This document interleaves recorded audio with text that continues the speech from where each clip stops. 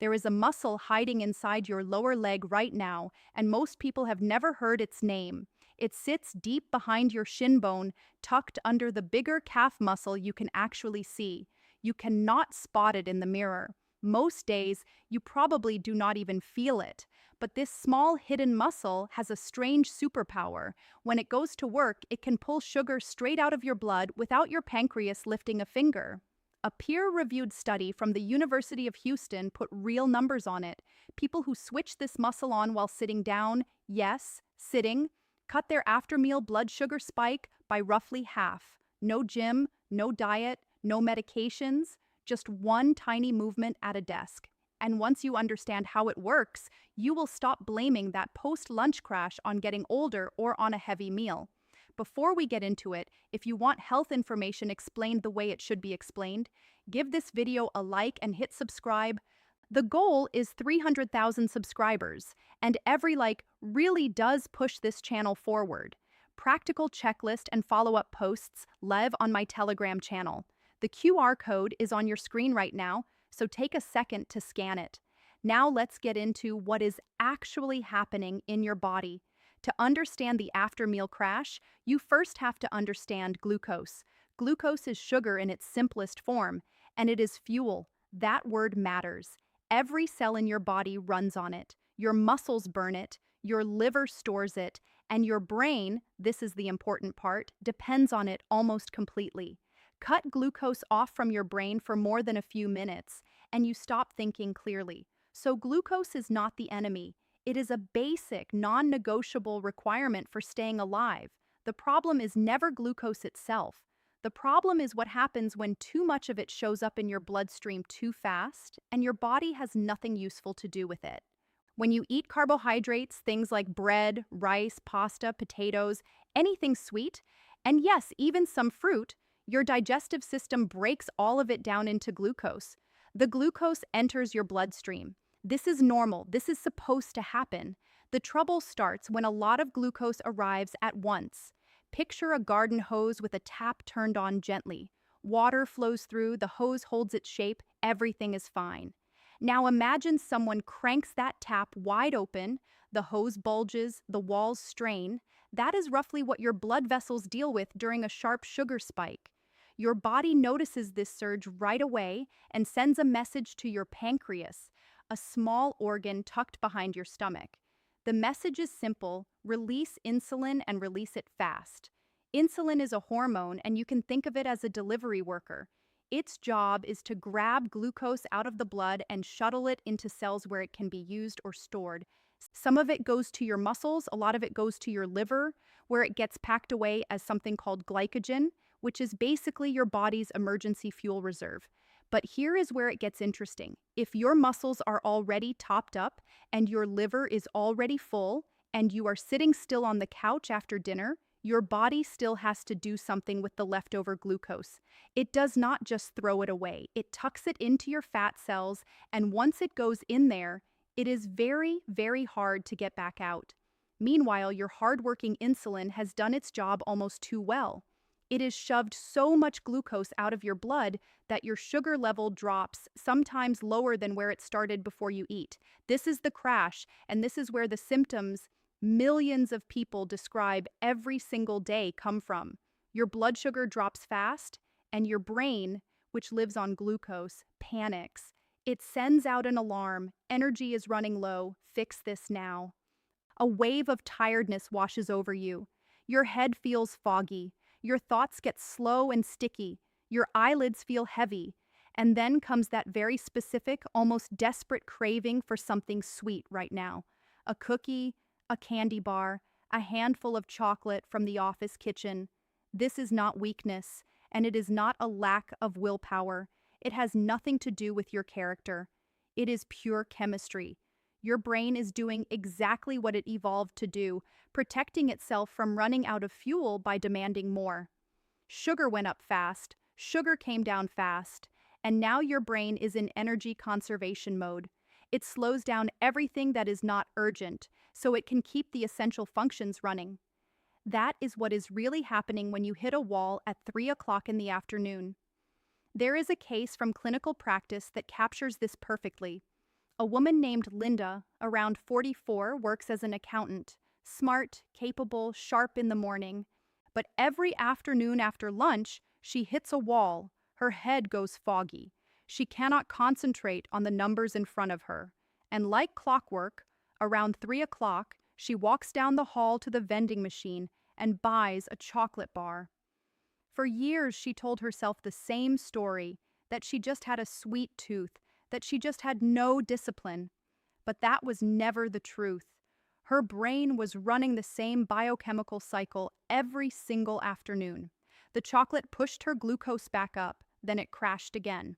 By 6 o'clock in the evening, she felt completely wrung out, even though her actual workload that day was nothing unusual.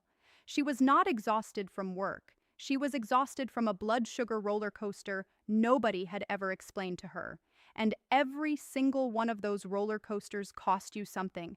Every spike forces your pancreas to fire off more insulin. Once, twice, 100 times, 1,000 times, over the course of years, and eventually, the bill comes due. If any of this is starting to sound like your day, hit the like button.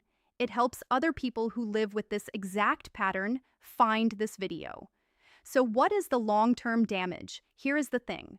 Your pancreas is not infinite. It has a working life, and every excessive insulin release wears it down a little. At first, it keeps up easily. Then it slows down. Then your cells start to ignore the insulin signal. This condition has a name: insulin resistance. In plain terms, it means there is plenty of insulin in your blood, but your cells have stopped listening to it.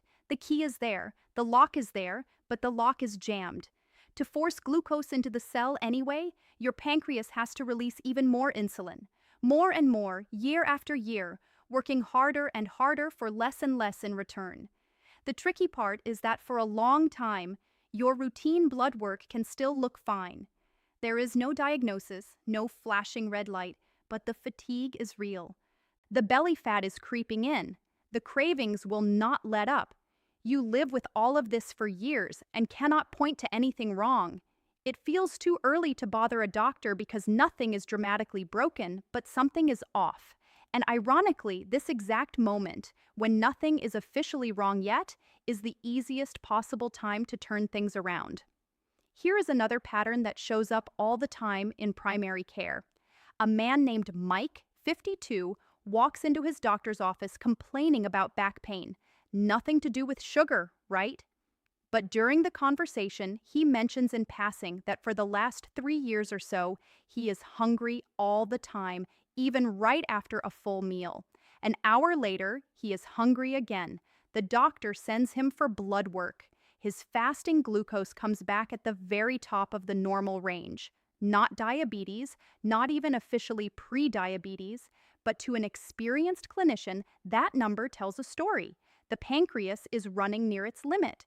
The reserve is shrinking. The only reason nobody had mentioned it before is that on paper, everything looked technically fine.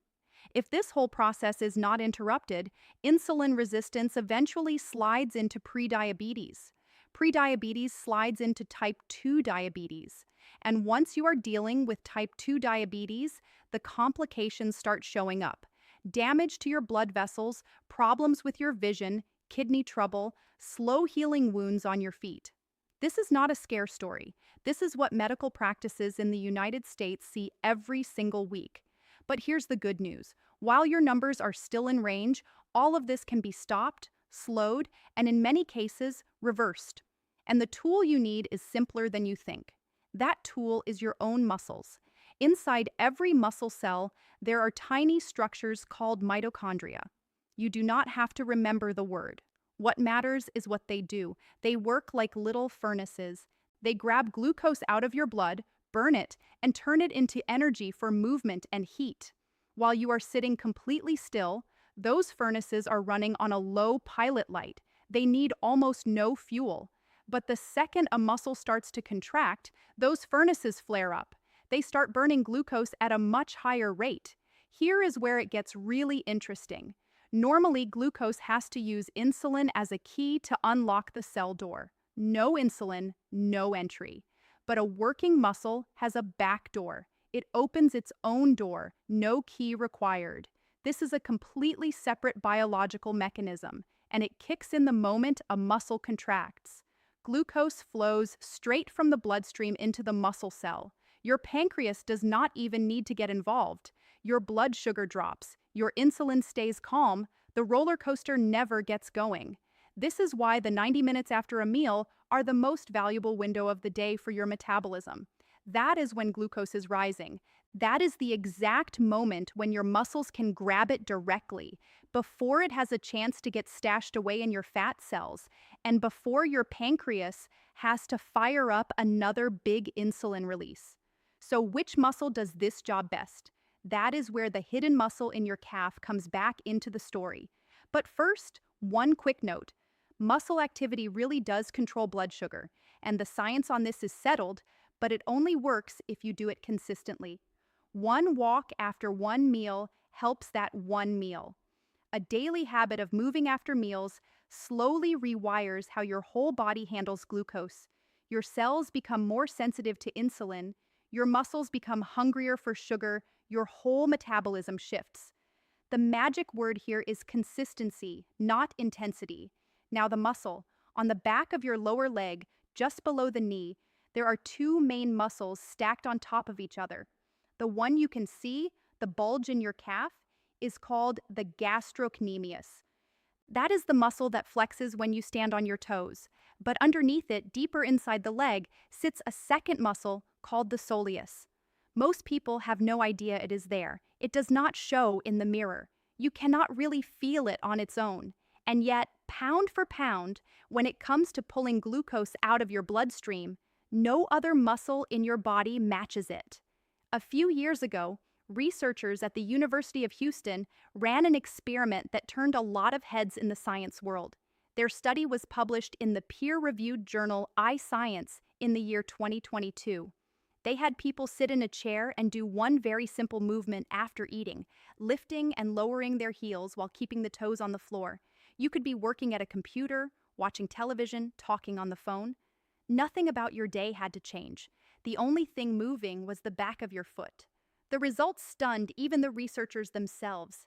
The after-meal glucose spike dropped by roughly 52%. Insulin release dropped by close to 60%.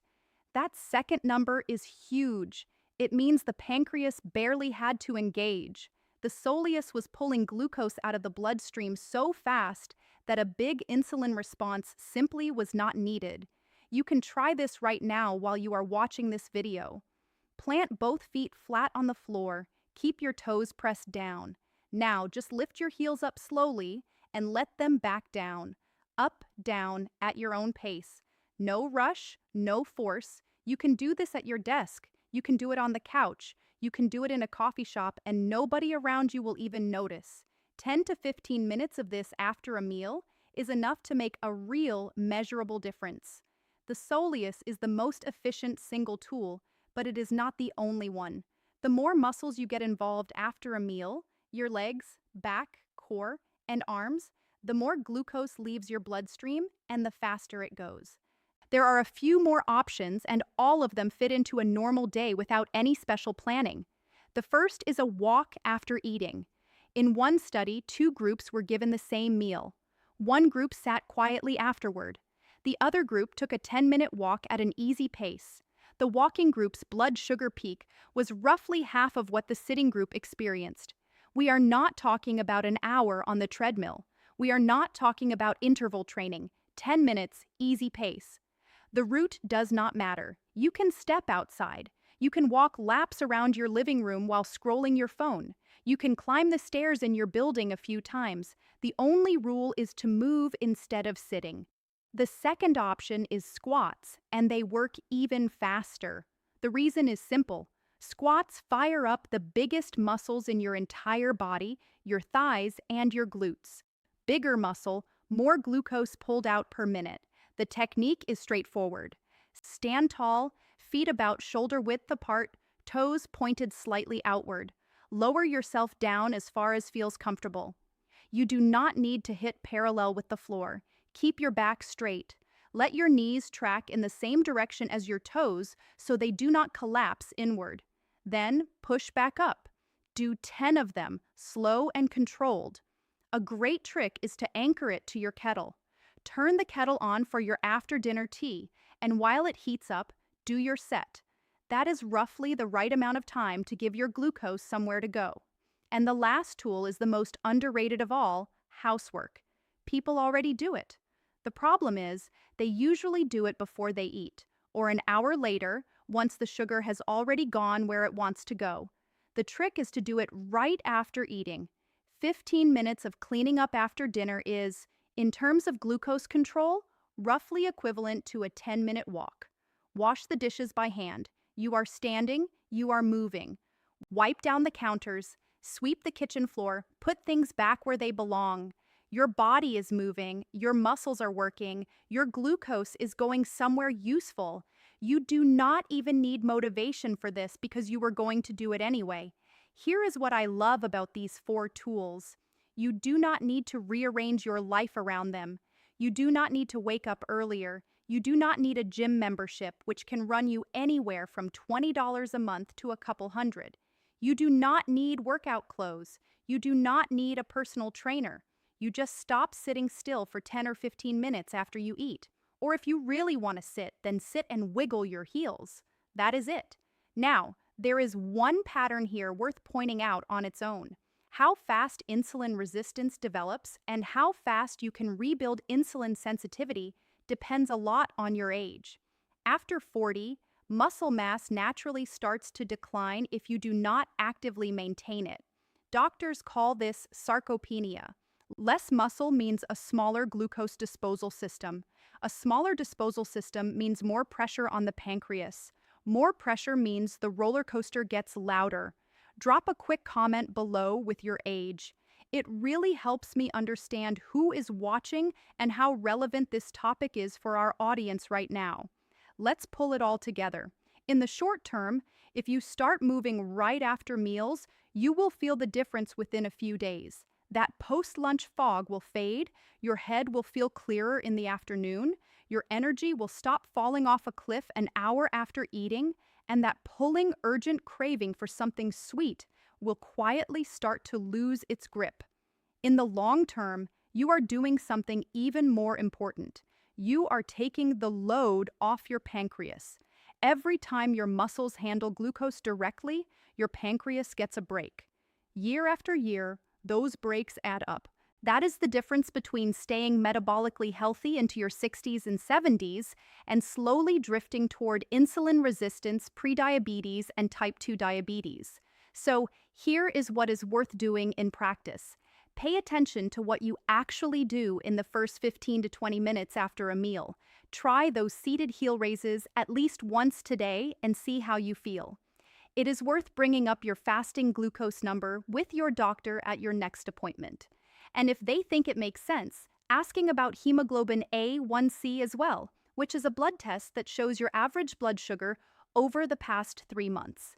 If you are already on medications like metformin or supplements like berberine or magnesium glycinate that some people take for blood sugar support, those are absolutely conversations to have with your provider, not with a YouTube channel. Take what is useful from this video, but run it past someone who knows your full health picture before you change anything.